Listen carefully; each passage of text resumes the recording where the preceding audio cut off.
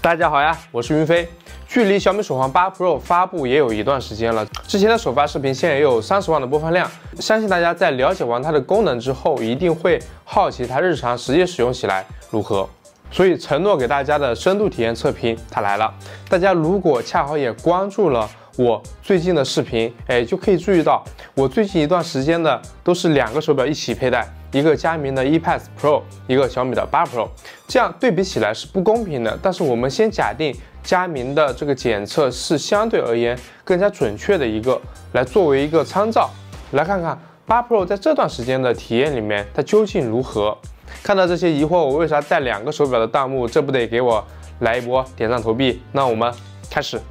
截止到目前，8 Pro 又更新了一波系统，而且在应用商店又上架了几款小游戏，我给大家简单先看一下。本来是只有滴答清单的，然后多了2048社区游戏和贪吃蛇，我们一起来玩一下试一下。2048。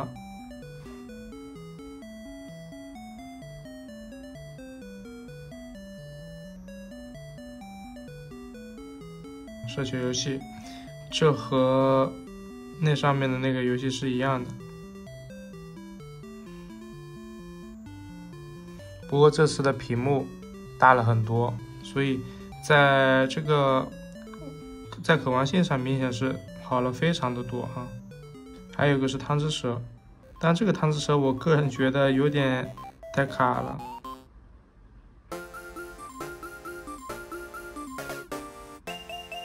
就这个速度有点过于的慢了，而且整个操控性，我觉得也好像不是特别灵敏啊，还是得看咱们这个大佬开发的第三方的。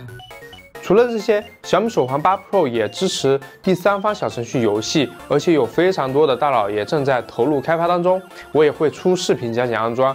但在这期深度体验的视频里面，我就先不展开。不过大家点赞越多，当然我也就更新的越快哦。在讲解功能之前，我还是先要声明一点，这是手环产品，不是手表，也没有扬声器，所以不支持音乐播放，不支持打电话。当然，目前也没有官方导航，这是之前比较热门的问题，我在这里就直接先回答了。手环产品最重要的功能就是睡眠检测。我拿去成都的前一天实际的睡眠作为例子，我们可以看到。一个是7小时，一个是8小时，深睡浅睡我们先不管，这多出来的1个小时是什么情况呢？我们先看佳明的，它数据是有清醒记录的，而小米的没有。了解我的粉丝都知道，我习惯6点起床，而这天准备去坐飞机休息一天，所以没有早起。但在我的生物钟是在的，所以我虽然没有起来，但实际是醒了几回，而且玩了会儿手机，所以这就比较尴尬。至少8 Pro 在上一个版本的固件里面没有表现出强悍的检测能力。而且在这段时间的使用过程中，貌似午睡的检测也不算特别灵敏，只有1天检测出来了。这也和我习惯睡25分钟有关。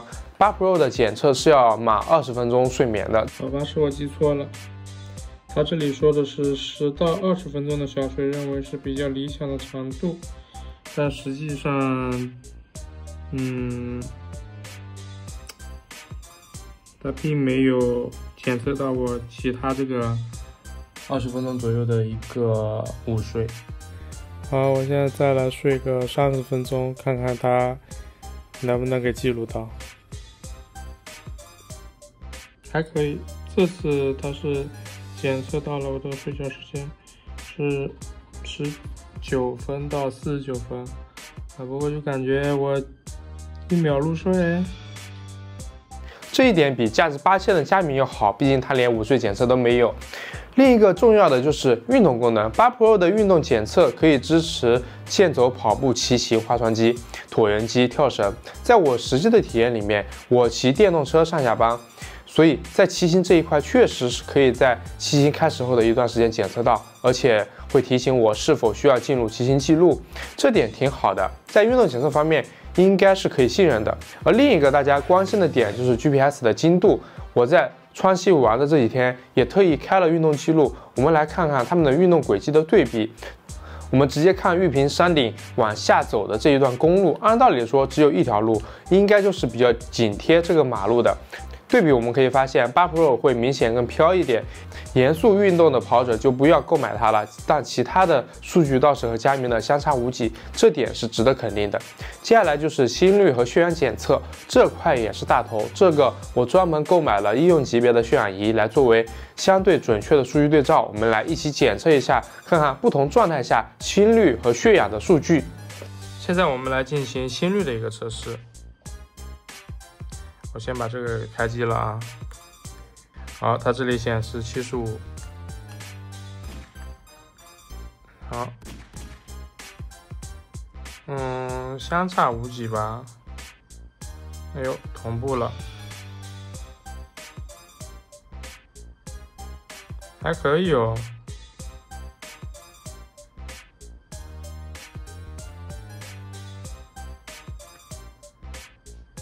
这个确实是挺准确的啊，心率这一块是非常准确的，这一块大家可以信任的。好，然后就是血氧这一块，看看它的血氧是多少。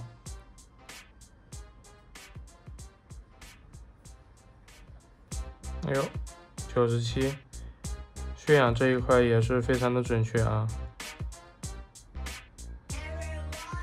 挺不错的呀。接下来就是日常的体验方面了。我在这几天的使用里面，开启了全部的检查和细屏显示，得出的续航时间比我之前预计的要稍微短那么一点，4天的续航长度。当然，你也可以关掉一些你不需要使用的检测，或者灵敏度调低，都可以延长续航时间。而在信息的通知方面，我使用的是时尚 Ultra APP， 暂时没有遇到自己退后台的情况，都可以稳定运行，所以信息什么的也都可以很好的同步。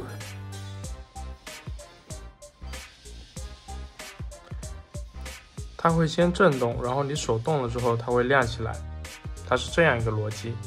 手机和手环的逻辑也是对的，比如说我调了闹钟，在手机上关闭了，手环就不会再响。你看，两边都在响，对吧？我在手环上面关闭掉，所以它这个联动是 OK 的。反之亦然。大家关心的微信文字限制，我也给大家测试了，显示的文字绝对是足够的，倒计时是没有办法退出的，就是说你并不能在别的页面使用倒计时。然后它进去的倒计时里面，其实我们是没有办法退出的，只能结束它，然后退出。这点就有点可惜。用的比较舒服的是小爱，可以比较方便的叫它搞定一些功能，就比如说我们刚才说的倒计时，比如说叫它定一个闹钟，10点30叫我。那这是在手环上面的一个闹钟，在这上面它并没有定10点30的闹钟，所以说它这个是不是连在一起的？在震动方面，我个人觉得这个力度是可以震醒大部分人的。